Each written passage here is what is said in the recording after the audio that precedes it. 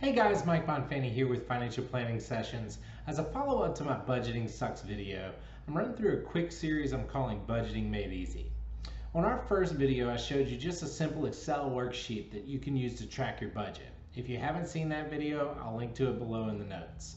Please let me know by shooting me a quick email if you'd like a copy of this spreadsheet. In this video, I'll be showing you how to set up Mint.com's budgeting software. Mint automates the budgeting process so you don't have to figure out what you spent money on. Mint just helps make you aware of the decisions you're making. You can have an app on your phone or track it on your computer, and it'll send you alerts via email or your phone if you go over budget in any category. For our purposes today, we're going to focus on the budgeting capabilities, but you can include almost any financial accounts you have, including your investments.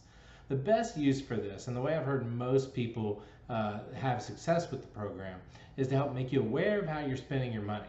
If you get to the 15th of the month and you've already spent 90% of your monthly eating out budget, you can say, whoa, let me slow this down a little bit here. I've heard people express concerns around the security of it, but Mint uses the same encryption banks use. So generally, if you set strong passwords and change them on a regular basis, the risks are about the same as your online banking. Since the data is read-only, they can't do anything with the money. So I'd much prefer someone access my Mint.com account than my actual bank account. But I suppose this is a risk you'll need to decide if you're willing to take for the convenience that's offered here. There's a couple flaws that jump out to me. And they're, number one, you can't budget for next month's income. So if you get paid on commission or overtime or bonuses, you can't really plan ahead for those. That's where a spreadsheet would be more useful. Number two, as mentioned in the video I did on spreadsheets, I like to track gross income and subtract out the savings, taxes, and benefits that come out on your paycheck separately. But you won't be able to do that here. And finally, the third criticism that I've heard about is how it tracks your investments. It would make me believe that our financial planning software in the other video we'll be showing you how to set up in the next video would be a better place to capture that information. So I'll just jump right into it. Alright guys, so I'm just here on Mint.com's website here. You go to the top right and you hit sign up. Pick an email address that you want to use. I'm just going to use my work email address here. I would go ahead and add a cell phone number in here. So if you ever need to retrieve any data or your passcode, they can put it in here. I'm going to skip it for now. I'm going to they'll let you come back and do it later on if you want to add it in. You do want to select a strong password there. So that's all you do to create the account. So you'll see you just log straight into this screen here. Takes a second. I'm in Prairieville, so my zip code 70769. Pretty straightforward. Hit continue there. It'll have little tabs up at the top that tells you here we go right here. That'll tell you, where you are to get started. Alright guys, from here I made the executive decision to not share all of my personal financial information with the internet, so I'm going to do screenshots from here on out. On this page you would just type in where your checking and savings and bank accounts and credit cards would be. You type that in there. It'll give you a drop down box of you can select exactly which one it is.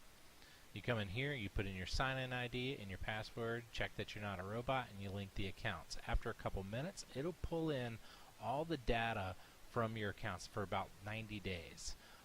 Then you would come here, you'd have all your stuff imported here. It has your checking and savings and credit cards there. Real cool. This is all on the overview page. As you scroll down the page, it'll show you everything in one place. What your budget was, over, under your budget, that type of thing. Really cool on the overview page. Transaction page you'll need to do a little bit of work on. You'll come in and you'll edit these categories. You see you have a drop down box of other categories and then subcategories within that. So you'll need to update, this was entertainment and so forth. So you would update that information. It will remember your information, so you don't have to come in and do this every month. It'll start remembering where you've been if you do duplicate type transactions. Next page is your credit score page. I would recommend you signing up for this just to keep tabs of it. These aren't necessarily 100% accurate, but they're pretty close, and it'll give you a good idea what's going on with your credit score. you've got a bills page. I don't recommend using this page. The reason is like I said in the Budgeting Sucks video, you should probably go ahead and have your bills set up on auto draft. Anything that you need to spend mental capital on paying every month individually, you might be wasting your time. You might be stressing yourself out a little bit too much on that. If you're going to spend the money anyway, set it up on auto draft. This is the really cool part about Mint.com is the budgeting page. So it'll tell you how much money you have, what came in, what you're spending in each area. You can obviously I shouldn't spend $60 a month in coffee shops, so I would drop that down to about $20 a month.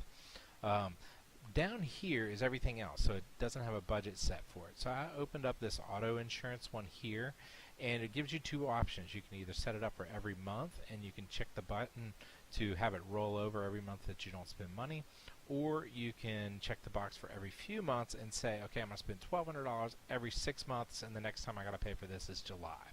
So you can set it up either way, and when you get it set up, it'll automatically come up into this part of your budget. You would run through and do this for everything, and now you would have your budget completely set up, and you can change the settings for it as you go along and keep track of that.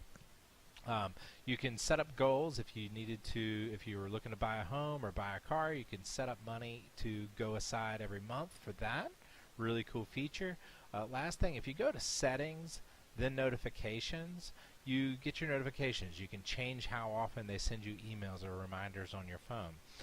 The one that I want to talk about is the spending alerts, because the over budget category. So if you're spending, if you budgeted $150 for clothes and you spend $300, you know that maybe you should not spend that much money. This will tell you, hey, you're already over budget for this month. You should slow it down a little bit and be aware that you're spending too much money in that particular area. So all in all, really cool program. I would definitely recommend checking it out. If you have variable income, you might want to focus on a spreadsheet, or if you're more interested in keeping track of the investments, watch our next video on our financial planning software. If you haven't seen them yet, go back and watch the Budgeting Sucks video and check out our other videos on using a spreadsheet and our financial planning software video. Don't put it off, do the exercise. Remember, budgeting equals awareness. If you have any questions or would like some help getting started on your budget, email me at michael@bonfantiinvestments.com and I'll walk you through our process.